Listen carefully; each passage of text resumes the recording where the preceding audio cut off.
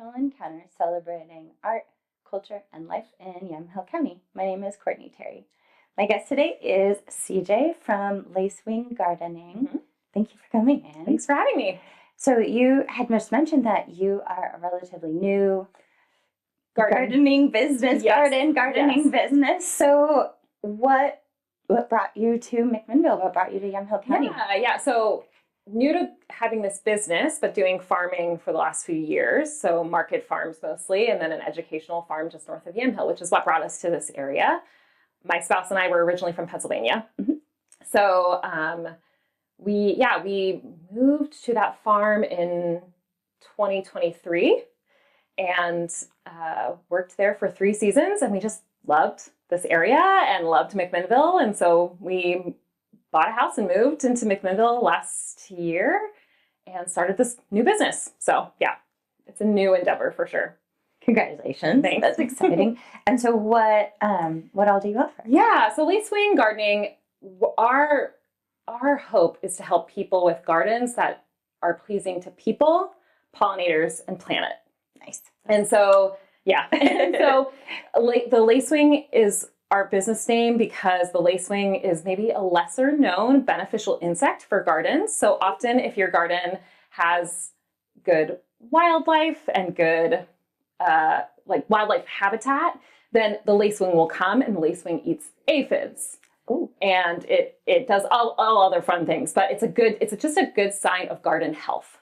Okay. And so that's one of the reasons we love the idea of partnering with beneficial insects rather than thinking of insects as the enemy in our gardens. 100%. And so, so we do maintenance for people. Right now, this time of year, it's a lot of weeding and pruning, but we're also doing garden design, helping people have more natives or edibles or medicinals in their gardens. And so that's mostly what we do. That's so cool. And I love the idea of a custom garden built for what people's needs are. Can you tell me more about where all of your knowledge came from? That's so cool. That's so cool. You can do that. So the business is myself, my business partner, Amy, and then my spouse, Justin. We're all working together. And so we kind of all bring different knowledge bases to the business. But Justin and I started farming in 2021. Then we did a permaculture design course, which I don't know if you've heard of permaculture design. Permaculture is for the folks at home. Permaculture is like this thinking about how humans interact with nature and doing it in a way that's more not only better for nature and better for us, but also kind of mimicking the rules of nature. So more ecosystem mimicry than a lot of industrialized farming is very much about controlling things instead of mimicking nature. And that's changing. Some people are changing that for sure. So it's permaculture. And so we took a course on that. And then we worked at Hay Farm, which is up north of Yamhill. It's run by a Native American couple, Randy and Edith Woodley.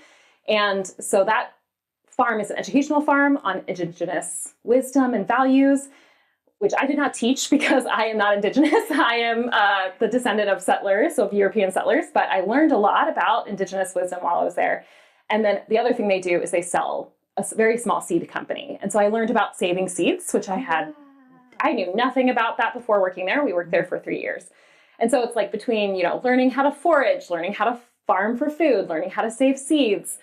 My spouse spent years managing a property with a lot of trees. Amy volunteers for the Xerxes Society, which is, making sure that the invertebrates in the world are taken care of and protected. So we were all kind of bringing different niche things to the table. And so that's kind of the overview of how we got here to doing this. Yeah. That's incredible. Yeah. That's just so cool that it's all, of these kind of the different knowledge. And we have a seed library at Seed library at the public library. Yes. And it's just been so exciting. And hearing you kind of talk about all those things, I think a lot of times, I know I felt this way, people get kind of intimidated or they get kind of scared about, sure.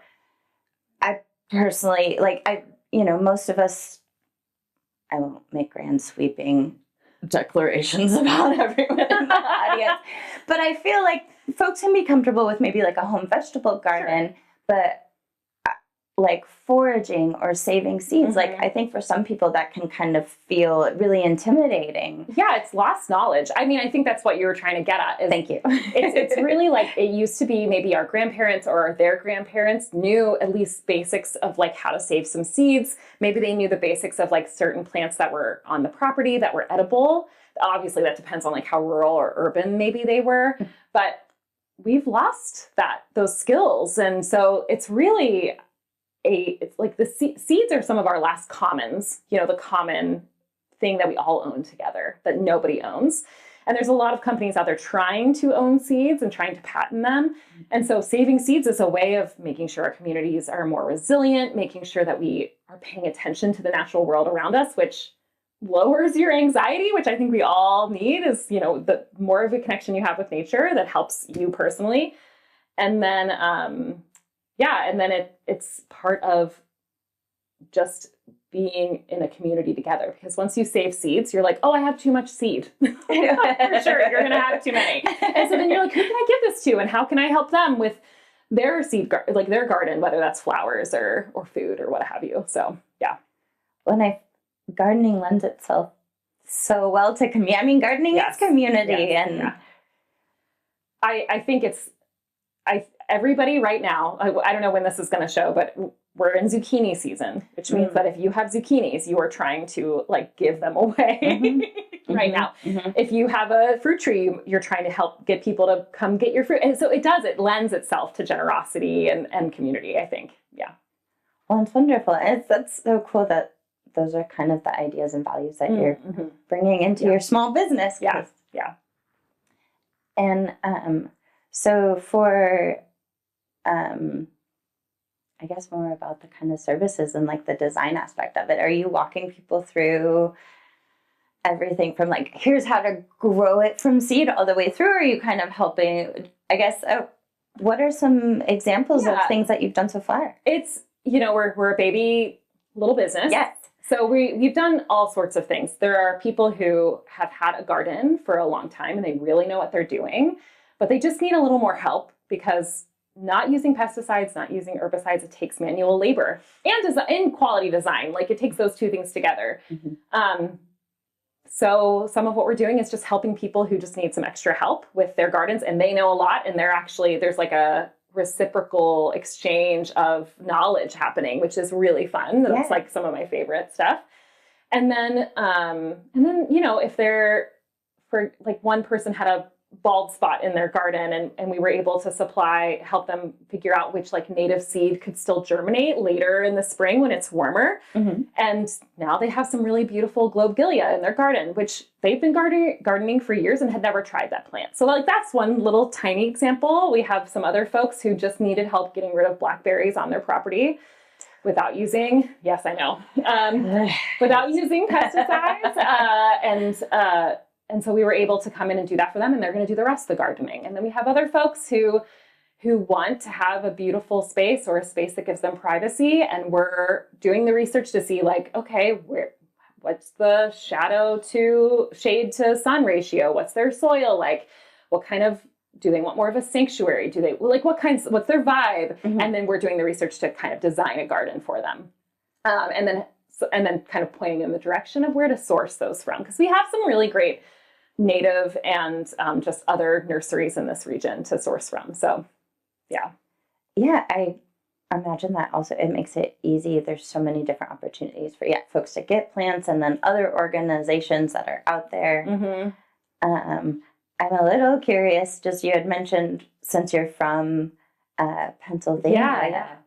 And I was just over in that part of the country, and it amazed me how different the plant life was and the landscape and like the way that the forests over there are set up. And I'm just curious what your, did you start like your native plant knowledge back east and have now moved across the country and are learning more things, or have you mostly focused on Also, I was taking pictures of everything, trying to figure out what everything was over there. And it's such a cool way to connect to where you are and to learn about it. It really is. Yeah. So basically, we took our permaculture design course, Justin and I, my spouse and I, in kind of near Baltimore. And so that's when I really started to learn. Having somebody who knows what they're doing teach you how to forage is one of the easiest ways to start to learn plant identification. Because the person who taught us said, once you taste a plant, you don't forget it. Like once you like pick it up and put it in your mouth and look, you know, that's a really like tactile, using every sense, using every type of learning experience. And so you remember, whereas like people ask me sometimes, like, how do you remember all these plants? And I'm like, I'm interacting with them. Mm-hmm. If I meet a plant for the first time and then don't see it again for months, I won't remember it. Like it really comes from interacting with that plant. So I started learning plants first over there and then coming over here. It's interesting, you know, you first notice the plants that are the same. Mm-hmm. So like there's something called broadleaf plantain and lanceleaf plantain, which people think of as a weed.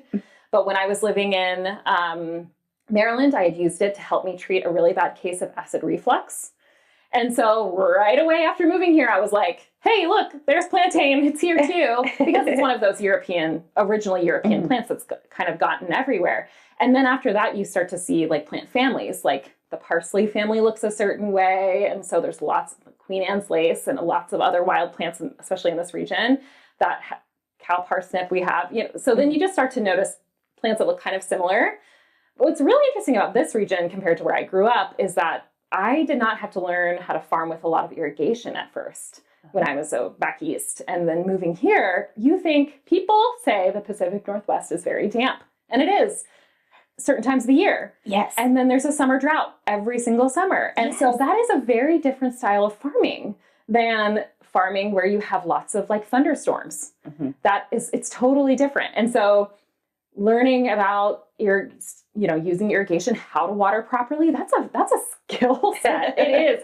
And then, learning about Oregon State University's programs and all the experiments they're doing with dry farming, certain types of crops that do better with dry farming methods has been really interesting as well. And there's just a lot of cool research happening here because the climate is changing. We need plants. We need food that doesn't need as much water, that can handle the heat more, that can handle the changes in temperature. And so there's really cool people doing cool things to figure that out. There's always so much to learn. You know, when you like learn a little bit of something and you think, I'm getting good at this. And then you learn a little bit more and you realize, I am nowhere near knowing anything. Yes, there's so many people who know. And that's, that's still kind of where I feel with plants, where I'm like, there's still so much to learn. And there's people who spent decades studying these things. And I'm just, still learning so much for sure. Yes. I love what you said about learning from a person and really having that person to person, knowledge sharing be one of the best ways. And now here you are with your business and your partners continuing to do that in the best way.